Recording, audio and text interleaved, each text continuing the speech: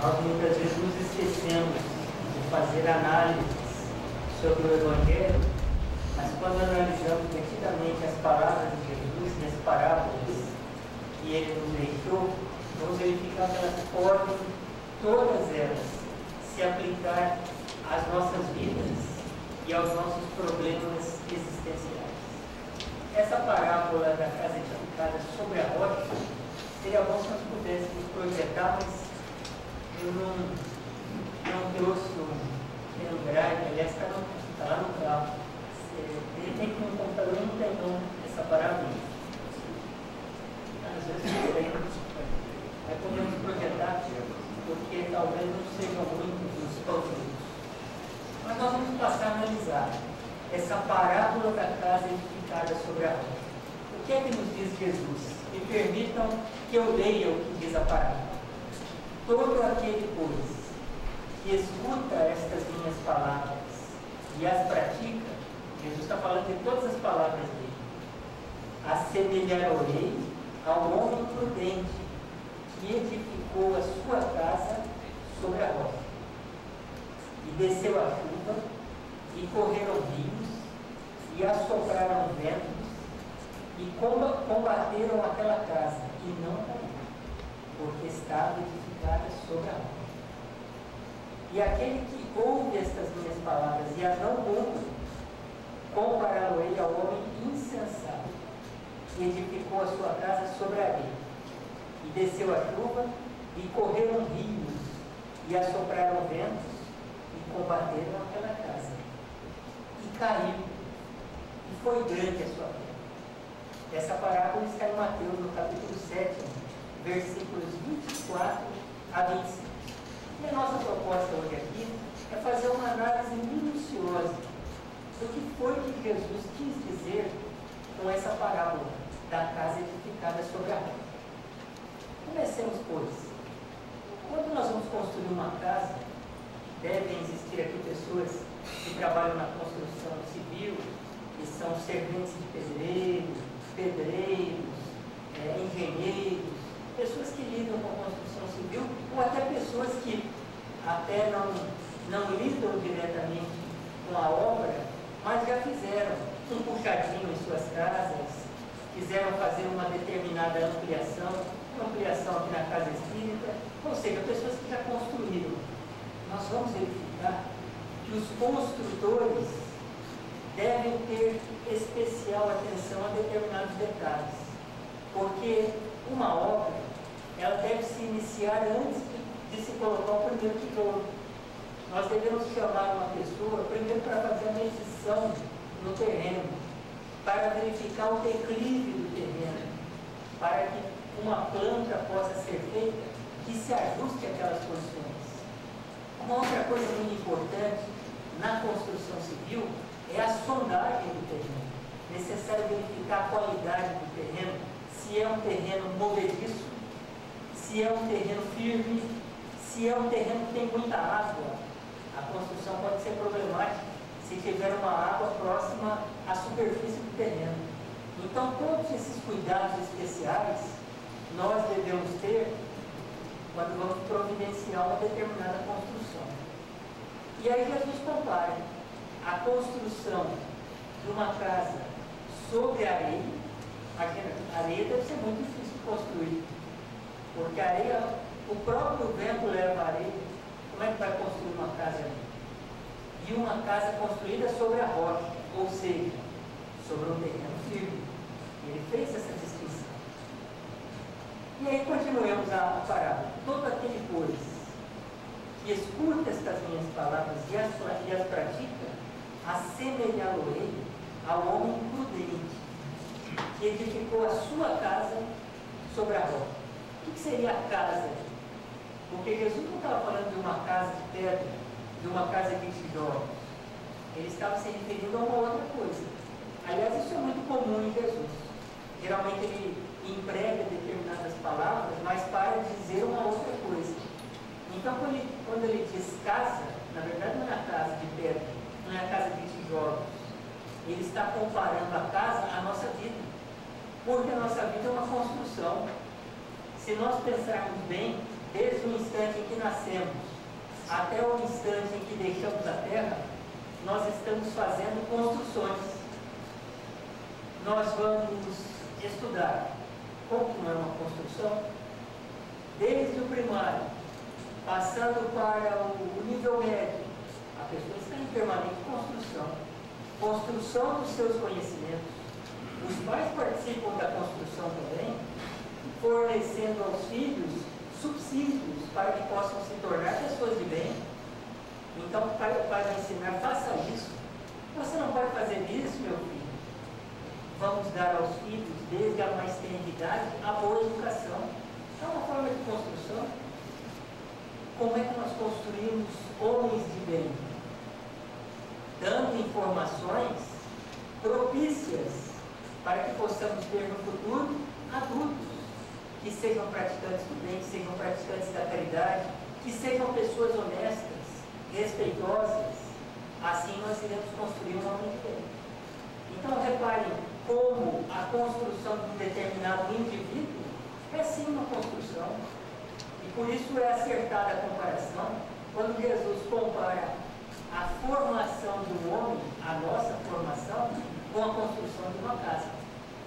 Quais os tijolos que nós queremos ter na nossa casa, no nosso edifício? Quais os valores que nós queremos cultivar na nossa existência? Será que nos preocupamos mais com os valores da honestidade? Com os tijolos da honestidade? Com os tijolos que compõem o homem de bem? Ou será que estamos mais preocupados com os tijolos que produzem riqueza, que produzem uma vida cômoda aqui na Terra? É necessário refletirmos a respeito disso. E o que seria a construção da casa sobre a rocha? Se a casa é a nossa vida, o que seria a rocha? O que simbolizaria a rocha na parábola de Jesus?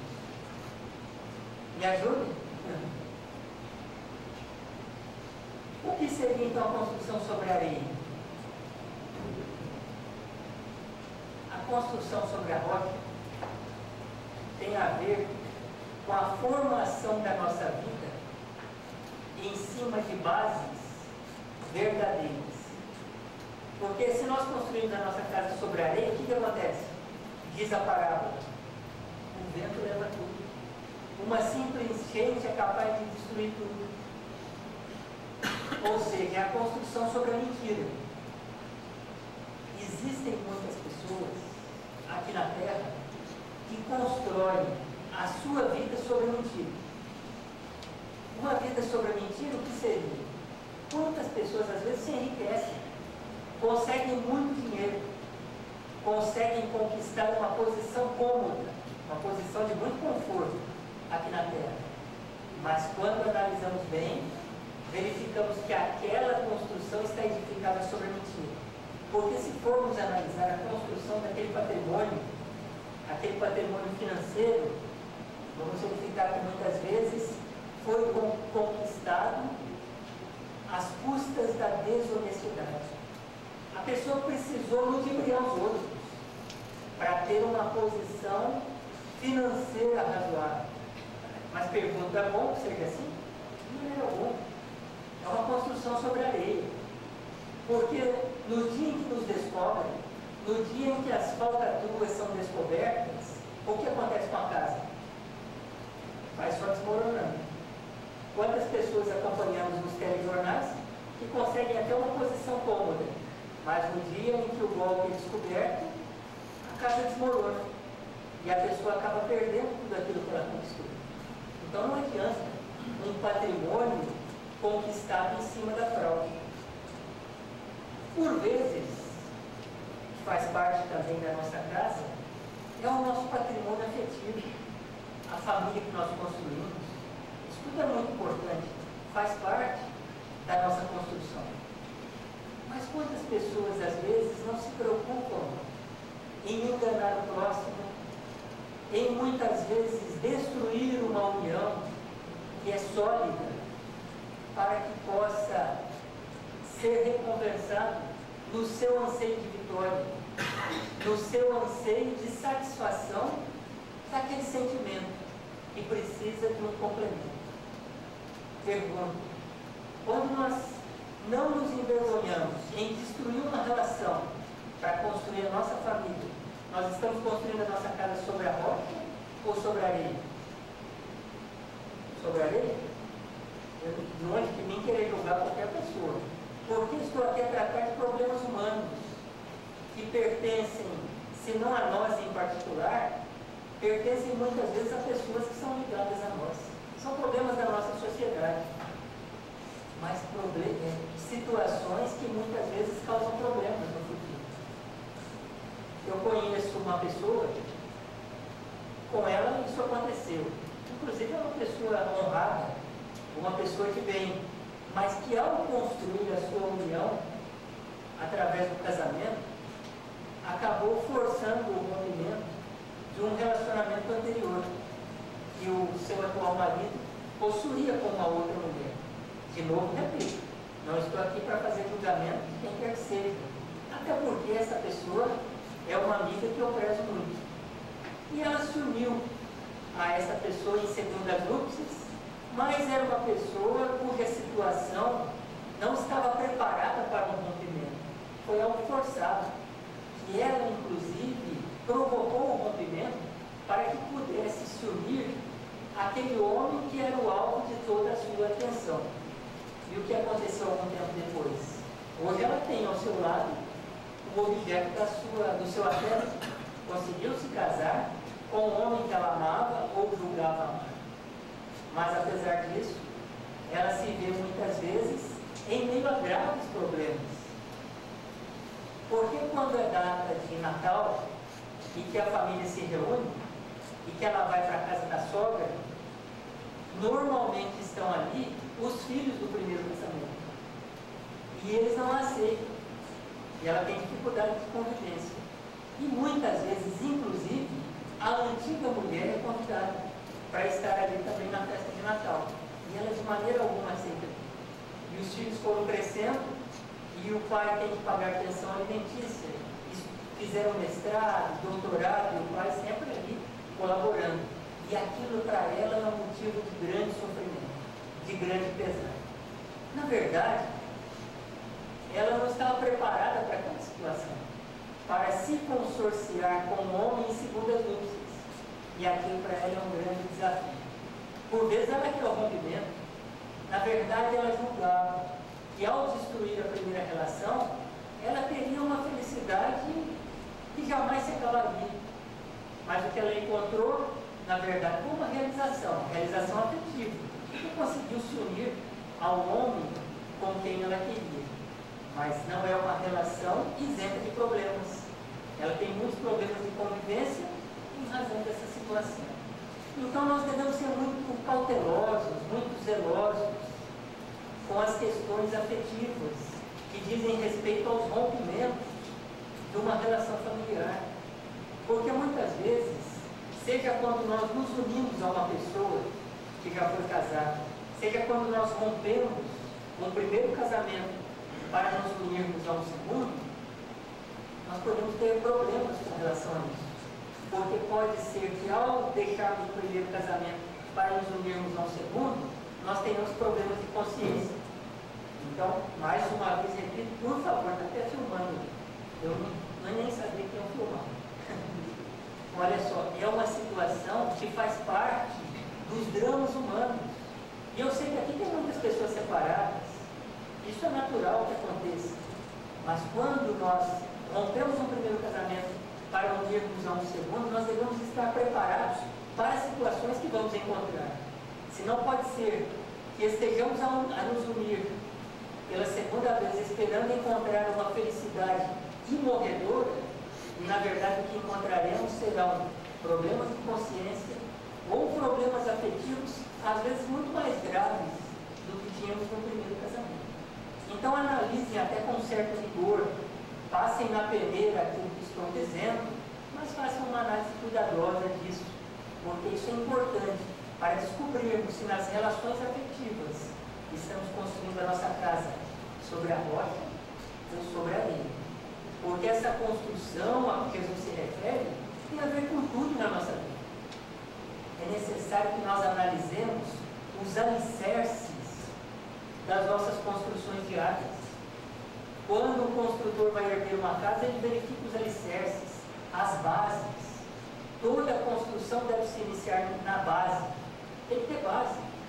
Se não tiver base sólida, a construção tende a morrer. Por que muitos casamentos já nascem falidos? Porque não tem alicerce. E outras uniões, às vezes até em segundas núpcias, têm alicerces robustos. São uniões muito mais duradouras do que uniões de um primeiro casamento.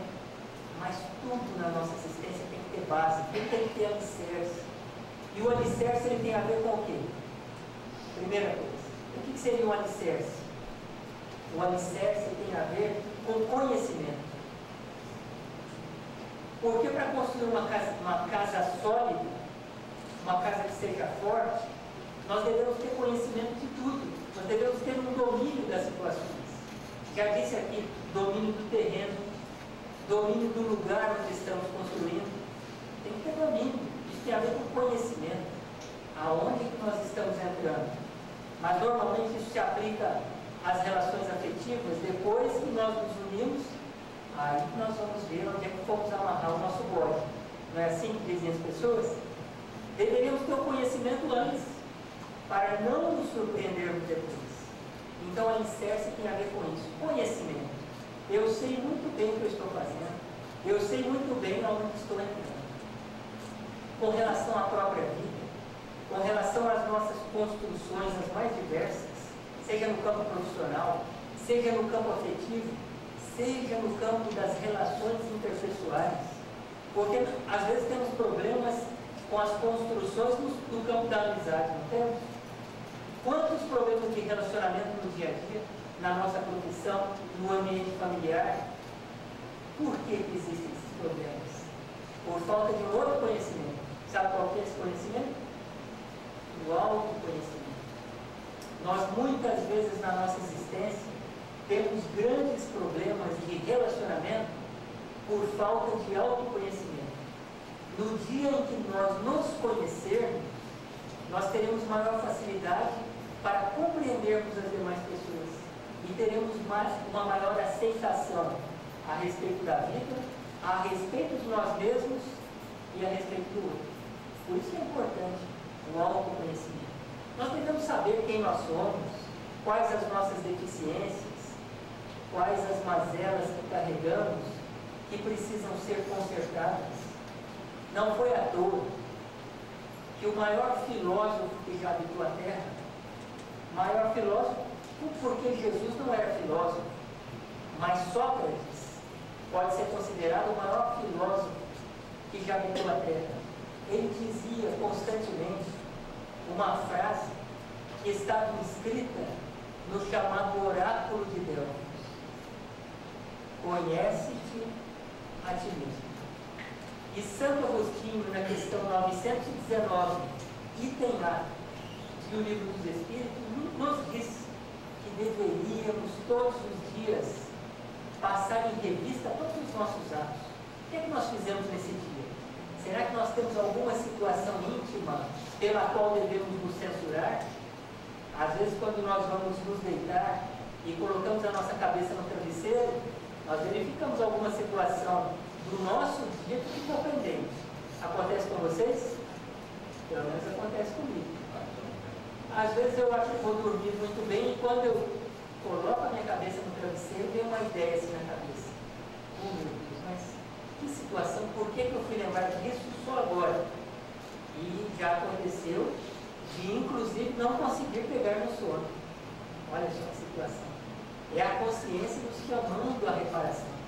Por isso Sócrates falava: conhece-te a ti mesmo, saiba quem você é, saiba das suas dificuldades, porque assim vai ficar mais fácil o seu relacionamento com as demais pessoas. Sócrates era um grande conhecedor de si mesmo. Tanto é que ele não tinha grandes dramas pessoais na convivência com os outros, na convivência com as pessoas. E não pensemos que ele tinha facilidades apenas na sua convivência diária com as pessoas. Por vezes pensamos: a vida daquela pessoa é tão boa, mas também ele não tem grandes desafios. Se formos reparar bem, iremos verificar que não é bem assim. Era a situação de Sócrates. Porque ele tinha uma mulher, uma esposa, que era uma verdadeira megera, talvez a maior megera da história da humanidade, chamada Xantipas. Xantipas era a mulher de Sócrates, e ela o perturbava todos os dias. Conta a história que certo dia Xantipas se aproximou de Sócrates e falou, despejou uma dezena de palavrões. E ele ficou ali meio atordoado, apenas olhando para ela, impassível, não deu qualquer resposta. Ela, então, enfurecida com o silêncio de Sócrates, se abaixou, pegou um balde com água que ali estava e encharcou Sócrates, jogou a água sobre ele. E ele ficou ali todo molhado, e os discípulos que estavam ali observando, atentos e assustados a cena que ocorria, ele olhou para eles e disse: não se espantem não, depois da tempestade, depois dos trovões, sempre vem a chuva. Depois das trovoadas, do xingamento da mulher, veio então a chuva, o balde com água. E ele foi assim, impassível, calmo, sereno, mesmo no instante do seu maior sacrifício, no instante do seu maior testemunho, quando foi condenado pelos juízes da Grécia a beber um copo de cicuta, um veneno fortíssimo. Sócrates havia sido condenado. A esposa, Xantipas, arrependida, correu até ele, pedindo a ele, de joelhos: Sócrates, peça perdão aos seus juízes, diga que tudo aquilo que você pregou a vida inteira era mentira, porque a condenação de Sócrates era apenas pelo fato de ter falado verdades a vida toda. Situações que acontecem, mesmo nos dias atuais, quando a liberdade de expressão é muitas vezes violada. Hoje em dia ainda acontece isso, naquela época acontecia com uma facilidade muito maior. E ele então, sendo condenado a beber cicuta, respondeu à mulher: de maneira alguma, gente, eu jamais irei desdizer aquilo que preguei a vida toda. Eu fui condenado à morte, mas os meus juízes também estão condenados. Todos nós estamos condenados pela natureza a deixarmos o corpo de carne e ingressarmos na vida espiritual. Ele bebeu cicuta, sem nenhum problema, porque tinha plena certeza de que, ao acontecer a desencarnação do corpo físico, ele, espírito, ingressaria no mundo espiritual e a vida continuaria. Naquela época, muito antes de Jesus, os gregos já tinham essa ideia da imortalidade da alma, já se comunicavam com os espíritos, já era algo natural. E por isso, Sócrates é considerado talvez o maior filósofo que a humanidade já teve. Então, construir a casa sobre a rocha tem mais a ver com uma determinada situação. Tem a ver com agradar a própria consciência. Questionar se aquilo que nós estamos fazendo no dia a dia vai ser favorável à nossa consciência ou não. O que é que tem um dia especial à nossa consciência? Allan Kardec perguntou aos espíritos, na questão 621, onde estão escritas as leis de Deus? Os espíritos responderam a ele: as leis de Deus estão escritas na consciência. Por isso que quando nós cometemos um ato iníquo, uma determinada injustiça, um ato desonesto, a nossa consciência se sente ultrajada, maculada, e por vezes ao tentar dormir, ao tentar descansar, não conseguimos pegar no sono. É uma situação parecida com a que acontece quando nós desencarnamos. Dizem os espíritos que quando nós desencarnamos, essa sensação de impotência, de termos feito algo errado, de termos ludibriado alguma lei maior vigente na nossa consciência, essa sensação se mostra com a maior intensidade. É uma intensidade muito maior do que a que nós sentimos no dia a dia, quando cometemos um ato qualquer, um simples ato que seja inclusive desculpado.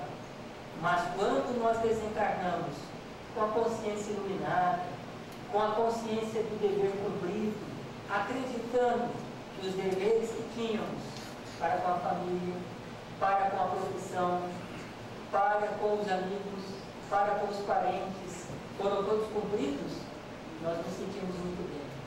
Nos sentimos aliviados. E dizem os espíritos que desencarnam que ficam surpreendidos, porque inclusive atos que eles cometeram durante a existência e que eram atos que eles não julgavam tão importantes, atos que ficaram esquecidos com o passar do tempo, se mostram muitos deles com todo vigor, passando na tela da memória, se mostrando ali. Ato, por exemplo, de ajudar um pobre desconhecido que bate à nossa porta pedindo um prato de comida, uma situação que muitas vezes esquecemos. Ou um ato de negar um prato de comida, ou de não dar sequer atenção a um pobre mendigo que nos pede. Pode ser até que doemos algum dinheiro, alguma moeda, ou algum bem, mas aquele sentimento dentro de nós, que fica ali escondido, camuflado, como quem pensa assim, oh, mas que pessoa mais inoportuna, deixa eu dar o dinheiro para que ele não mais me perturbe. Este pensamento, que muitas vezes esquecemos, nem nos lembramos mais dele, pensamentos assim se mostram muitas vezes com todo vigor no momento da desencarnação. Reparem, portanto, o quanto é importante, no momento da nossa desencarnação, estarmos ajustados com as leis da nossa consciência. Porque nós vamos vivendo todos os dias, mas na maioria das vezes não temos tempo para nos preocupar com os atos de todos os dias. Porque a vida passa como num turbilhão. E por vezes nós nos levantamos, trabalhamos, realizamos as nossas tarefas diurnas e dormimos sem muito questionar sobre o que é que estamos fazendo da nossa existência, o que é que estamos fazendo da nossa vida. Mas deveríamos ter uma atenção especial com os nossos atos de cada hora, os nossos atos de cada minuto, os nossos mais secretos pensamentos, porque todos eles têm uma especial importância para a construção desse nosso edifício interno, dessa nossa casa interior, que pode ser edificada sobre a rocha ou sobre a areia, dependendo de atendermos às leis da nossa consciência, às leis naturais ou não. Continuando a parábola, e desceu a chuva, e correram rios, e assopraram ventos, e combateram aquela casa, e não caiu, porque estava edificada sobre a rocha. É assim que acontece. Quantos edifícios que não esmorecem, que não caem, porque se tratam de casas edificadas sobre a rocha. Uma pessoa que tem por hábito atender às leis da consciência, muitas vezes encontra dentro de si um vigor, uma força descomunal. E diante dos embates da vida, das provações, das expiações, ela jamais cai. Ela continua ali firme, resoluta, diante dos propósitos que assumiu para consigo mesmo. Quais as diferenças entre as provações e as expiações? Provações todos nós passamos. Aliás, o simples fato de nós vivermos no planeta Terra já diz que nós devemos ter provações. É a dificuldade de relacionamento, uma pessoa difícil que se aproxima de nós. Quem não tem problemas de relacionamento? Quem não possui pessoas difíceis em seu caminho? Todos nós. Às vezes nem pelo fato da pessoa ser difícil, às vezes pelo fato de nós sermos difíceis. Não é assim? Mas é uma provação. Faz parte da vida. É isso que nos move ao crescimento, ao progresso. É necessário que seja assim enquanto estamos encarnados nesse planeta. O nosso corpo, em razão da sua fragilidade, está sujeito a ficar doente. Pequenas doenças que nós vamos adquirindo são muitas vezes provações. Às vezes uma simples gripe. Mas e agora? Com essa gripe que eu estou, será que eu vou trabalhar? Ou será que eu vou lá na UPA pegar um atestado? para não trabalhar hoje. É uma provação, não é? Esse dilema, e agora? Trabalhar ou não trabalhar? Se bem que na UPA não dá atestado, né? Pelo menos em Varginha não tem isso. Então, não adianta nada ir na UPA. Mas a pessoa fica ali naquele embate. É uma provação, porque nós sentimos o conflito entre a preguiça, a necessidade de descansar, e às vezes nem é uma doença tão séria, outras vezes é uma doença que reclama de descanso, repouso, mas muitas vezes aquela fraqueza faz com que queiramos permanecer ali, inertes em casa. Às vezes nós temos preguiça para vir ao centro espírita, não temos? Nem estamos doentes. Mas hoje eu fiquei tão cansado, eu acho que eu vou ficar aqui em casa mesmo. Aquela preguiça que bate em todos nós. Hoje eu não vou. Às vezes é um dia que seria importante a nossa presença, mas não vamos. É aprovação. Esse calor não é uma aprovação? Nós estamos no planeta Terra. Nós devemos ter essa consciência. Estamos no planeta Terra. Então é assim. Ontem eu estava lá, fazendo uma exposição lá na nossa casa, e eu estava vendo que as pessoas estavam incomodadas. E aí eu fiquei pensando, meu Deus, será que não está boa a exposição? Porque às vezes alguma pessoa se levantava e depois retornava. E é natural que o expositor fique preocupado. Será que eu não estou sendo claro, eu não estou sendo preciso? E eu fiquei muito preocupado durante a exposição. Ao final, algumas pessoas me procuraram e disseram que gostaram da exposição, fizeram comentários, fizeram perguntas. E falaram assim, apesar do calor. Nós estávamos incomodados com o calor. Estava todo mundo incomodado com o calor. Era esse o incômodo. Isso não é uma aprovação. Ainda bem que aqui ninguém está incomodado. Olha só esses ventiladores tão bons. Estou vendo que está todo mundo sentadinho. Ninguém se levantou até agora. Mas não deixa de ser uma aprovação. E é por isso que nós vivemos no planeta Terra.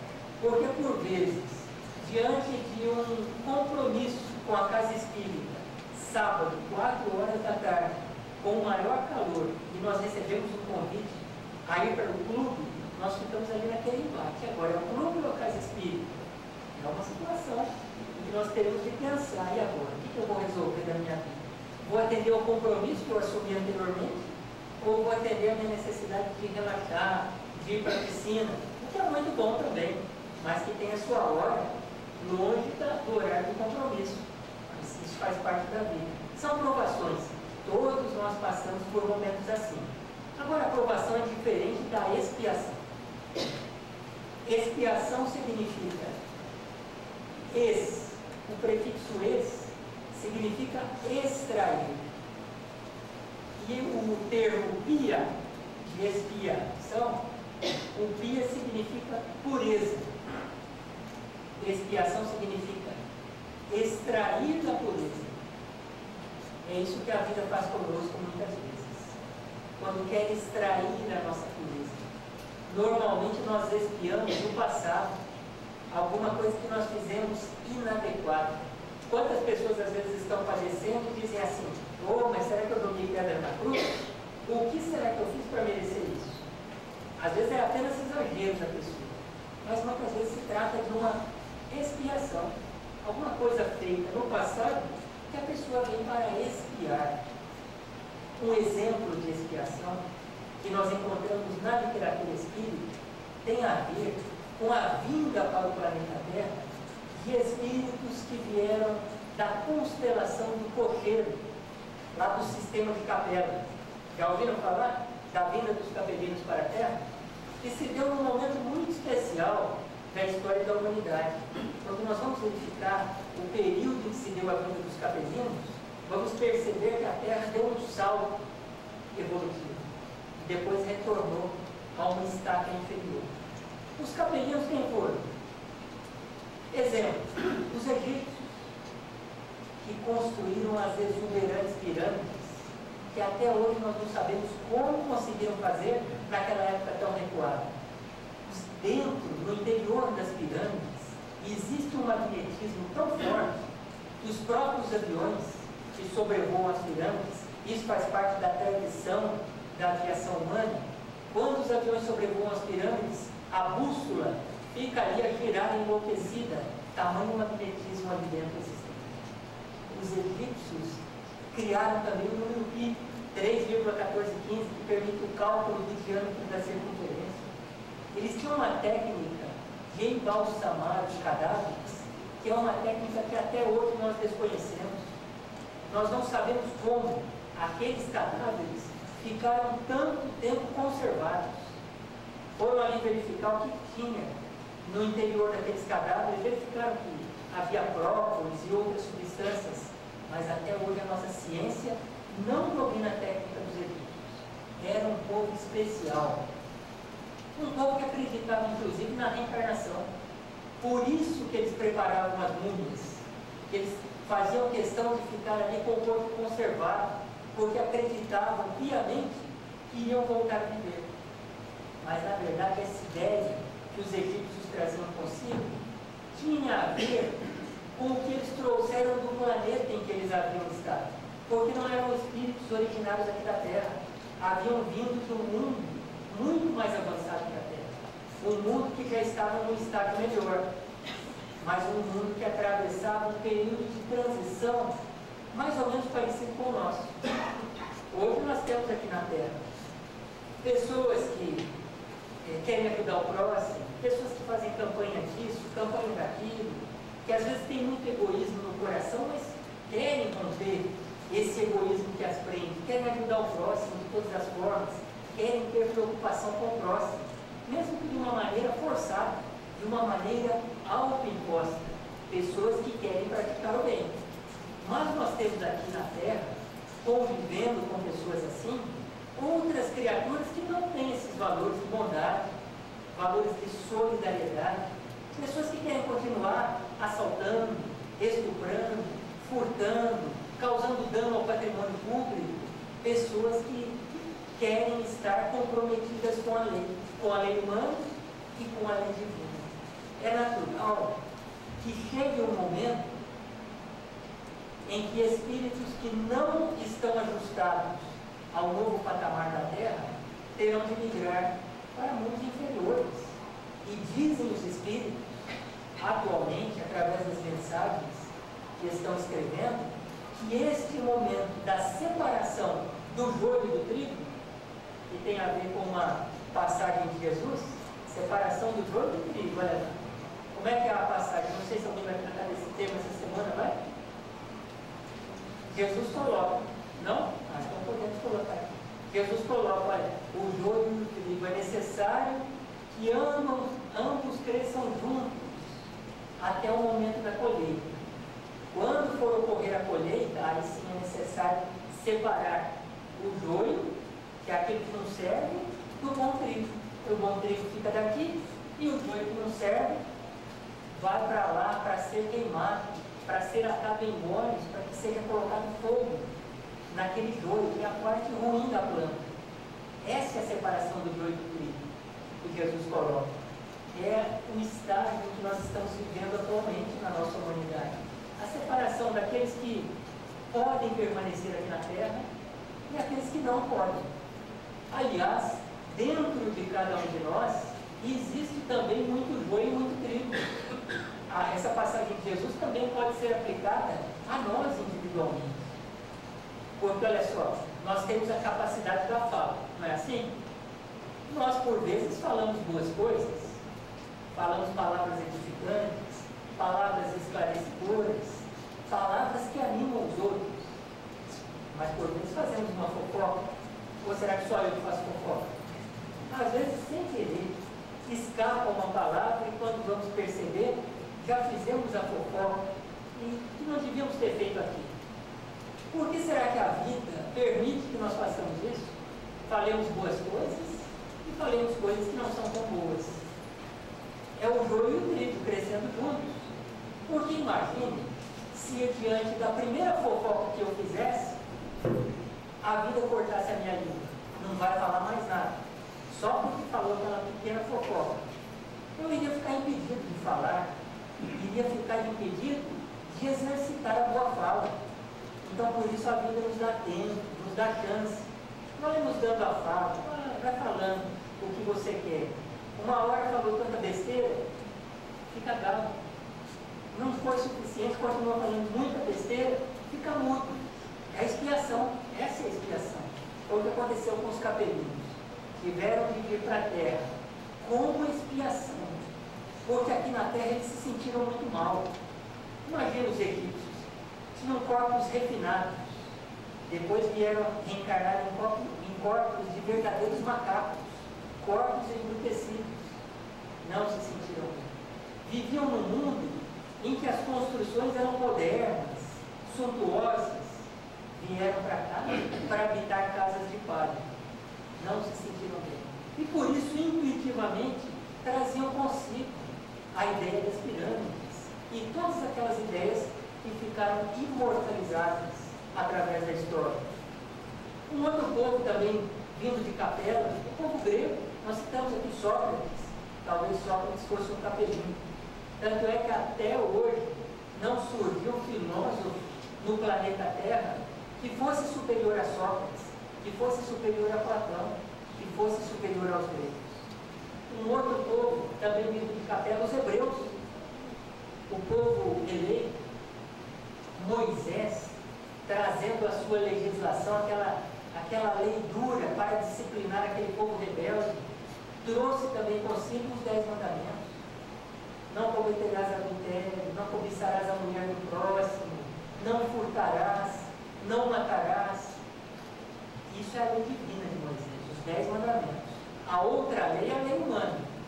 Quando Moisés fala, ó, a lei de Italião, do olho por olho, dente por dente. Aquele que furta merece ter a mão arrancada. Isso aí é a lei humana, não tem a ver com a lei divina. Lei que ele criou como legislador. Mas os 10 mandamentos fazem parte da lei divina, que ele trouxe. Pergunto, nós já cumprimos os 10 mandamentos de Moisés? A humanidade como um todo cumpre? Ainda não cumpre. Então reparem como os capelinos eram realmente avançados. Avançados mesmo para a nossa época. Então, o que significa construir a casa sobre a rocha? Significa construir a nossa casa interior, construir a nossa vida sobre as leis que norteiam a nossa consciência. Porque é na nossa consciência em que estão inscritas as leis de Deus. Então não é tão importante a situação com a qual nós vamos chegar aos 60, 70 anos de idade. Será que é tão importante o patrimônio que nós vamos acumular? O carro que nós andamos? A casa em que nós moramos? Não é isso que é importante. Embora todos nós queiramos que seja natural que a pessoa tenha por aspiração viver numa casa confortável, andar num carro razoável, ter uma situação de conforto, isso é natural no ser humano. Isso de maneira alguma pode ser condenado. Mas não é só o patrimônio material que é importante para a situação do indivíduo. Porque o mais importante é o que ele constrói da sua própria consciência. É claro que é melhor andar num carro bom, é claro que é melhor morar numa casa confortável. Agora, se o preço disso for a violência das leis da consciência, a violência das leis naturais, é muito melhor morar numa casa simples. É sempre melhor ter um bom casamento. Mas se o preço do casamento for a violência às leis da consciência, é muito melhor morrer solteiro. Então nós devemos analisar o preço que nós queremos pagar, as situações que nós queremos conquistar. Mais vale um pouco com honestidade do que o muito construído com a violação das leis conscienciais. Porque o mais importante para nós não é o patrimônio nós vamos deixar, o dinheiro acumulado. Aliás, analisem as pessoas que têm muito dinheiro. Eu gostaria de ter muito dinheiro, viu? Eu falo assim, de repente, a pessoa vai falar, eu não gosto de dinheiro, não é bem assim. Não estou aqui fazendo condenação, dizendo que é bom, que é ruim. Até gostaria. Se eu ganhasse na Mega Sena, eu ia agradecer. Não, o que é isso? Quem não quer? Se bem que vale muito pouco. É raro quando igual. Mas não é o mais importante na vida, né? Mas o problema não é o dinheiro, o problema é o preço que nós pagamos para construir aquilo. Então é isso que nós devemos questionar. Analisem as pessoas que têm muito dinheiro. A maioria delas desencarna sem usufruir tudo aquilo que conquistaram. A maioria. O dinheiro normalmente fica na conta bancária, os imóveis inúmeros normalmente ficam parados, e serão transmitidos aos herdeiros. Normalmente, a pessoa que tem muito mesmo, não usufrui aquilo que possui. É diferente da pessoa que tem apenas uma situação de conforto. Essas pessoas que muitas vezes causam dano ao patrimônio público para alcançar fortunas que muitas vezes são enviadas para o exterior, todos eles, eu quero encontrar um apenas que usufruiu aquele patrimônio. O patrimônio ou será tirado dele pelas leis da justiça humana, ou ficará aqui na terra mesmo, porque ele mesmo jamais usufruirá. Essa é a grande verdade. O que vai fazer uma pessoa com um patrimônio de 50 milhões? Ela não consegue usufruir tudo isso. Por mais que ela compre imóveis, ela só consegue usar uma de cada vez. Por mais que ela tenha casa na praia e goste de ir a Miami, o que ela fará com os outros imóveis? Ela não consegue usufruir todos eles. E muitas vezes paga um preço absurdo para conquistar esse patrimônio, para mantê-lo. Então não é isso que é importante. O importante é a situação que nós vamos chegar daqui a 40, 50 anos. Como nós vamos chegar ao mundo espiritual. Qual que é o valor da nossa casa íntima? Essa casa que nós construímos todos os dias com os nossos pensamentos e atos. Isso sim deve ser questionado por nós diariamente. E continua Jesus: e aquele que ouve estas minhas palavras e as não cumpre, compará-lo-ei ao homem insensato que edificou a sua casa sobre a areia. Por que edificou a casa sobre a areia?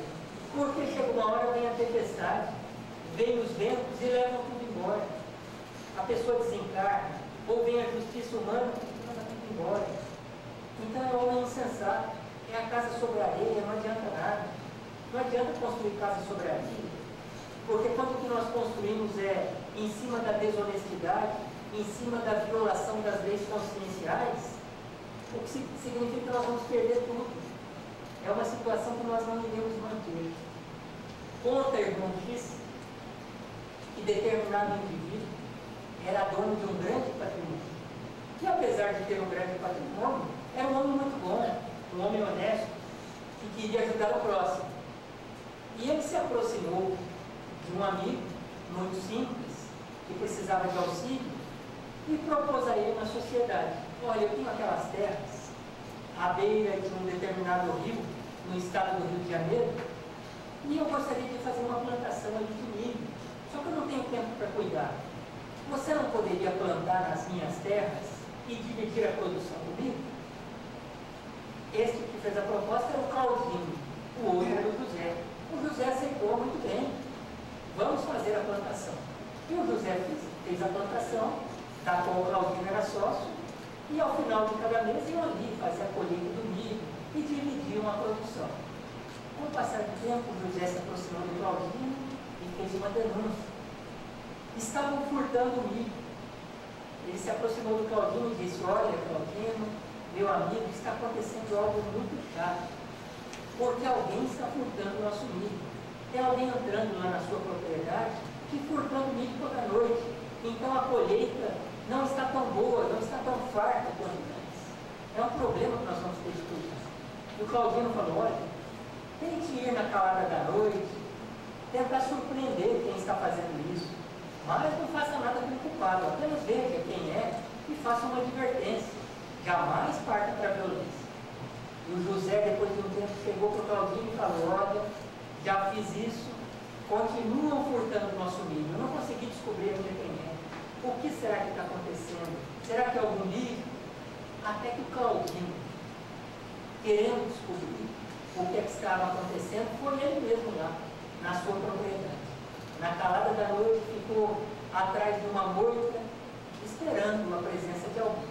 Quando de repente ouviu um determinado barulho na terra, alguém caminhava por ali. E quando foi olhar, tinha alguém tirando as espigas de milho. E quando ele foi surpreender quem era, era o próprio amigo, o próprio José, que estava ali furtando a sociedade. E o Claudinho então ficou quieto, não falou nada, não surpreendeu o amigo, ficou quieto. Vejam só que grandeza de alma. Falou: provavelmente se eu falar alguma coisa ele vai ficar envergonhado, E eu não quero que a nossa amizade se desfaça. Apesar de tudo, apesar da desonestidade dele, ficou calmo. No outro dia, José se aproximou e disse a ele: olha, Claudino continua furtando nosso milho. Claudino olhou para ele e falou assim: ah, tem problema não, José? Se alguém está furtando esse milho, deixa a pessoa furtar. Deve ser alguém muito necessitado. Deixa isso para lá. Vamos colher apenas o que for para o nosso proveito. E se alguém quiser furtar, que furte. Não se preocupe não.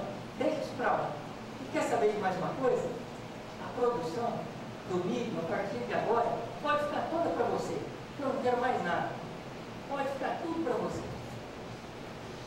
Então José olhou para ele e falou assim: ah, Claudinho, muito bem, muito obrigado por reconhecer as minhas necessidades, as minhas dificuldades. Obrigado mesmo. Você é um grande amigo.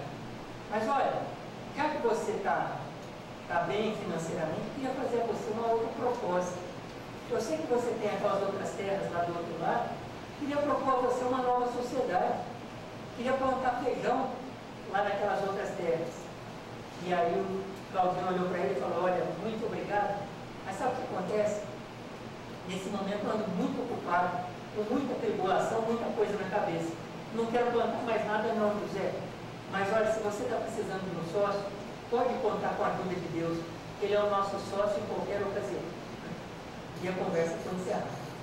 Então essa história que eu trago para mostrar que o nosso sócio em qualquer ocasião é sempre Deus. Nós não ludibriamos a quem quer que seja. Se nós estamos muitas vezes acreditando que estamos ludibriando a este ou aquele, na verdade nós estamos traindo a Deus, que é o nosso sócio em todas as situações e circunstâncias. Devemos pensar com especial carinho a respeito disso. E por fim, e desceu a chuva, e correram rios, e assopraram ventos, e combateram aquela casa. E caiu, e foi grande a sua queda. A queda dessa casa construída sobre a areia tem a ver com a situação do homem dos dias atuais, construindo a sua casa sobre a areia. O que é construir a casa sobre a areia? Construir a casa com os padrões, com os valores do homem fisiológico. Enquanto nós vivermos preocupados apenas com beber, comer, dormir, praticar sexo, procriar, nós não vamos conseguir conquistar um estado de superioridade. Claro que todas essas coisas são importantes, fazem parte da existência, mas o homem deve ser mais do que a sua fisiologia. Porque os animais também se preocupam com a própria fisiologia, os animais também fazem isso. E o homem é algo além que o animal. O homem tem algo que o animal não possui, que é a consciência. O homem tem a sua fisiologia também para ser atendido, mas ele tem a consciência. O animal não tem a consciência. Então nós devemos urgentemente passar a pautar a nossa vida com os ditames da nossa consciência. Como fez o amigo Claudinho. E se porventura formos surpreendidos por algum amigo como José, tenhamos a grandeza de alma dele, né? E possamos aprender com a história do irmão X a pautar a nossa vida nas leis conscienciais. Em relação a tudo, em relação a todos os campos da nossa vida: família, profissão, relações de amizade, relações na nossa sociedade, em tudo, no mundo dos negócios, que possamos urgentemente procurar todos os dias de nossa vida construir a nossa casa sobre a rocha e não mais sobre a areia, porque a humanidade, nesses anos todos que tem vivido, preocupou-se apenas em construir a sua casa sobre a areia. Nesse momento de transição que o planeta Terra atravessa, está na hora, é urgente que nós tenhamos um direcionamento melhor para as nossas energias e passemos a construir a nossa casa em terra firme. Que Jesus nos abençoe. Agradecemos a atenção de todos, o especial carinho, como sempre somos recebidos nesta casa, e que Jesus continue sempre dando atenção a esta casa e a cada um de nós.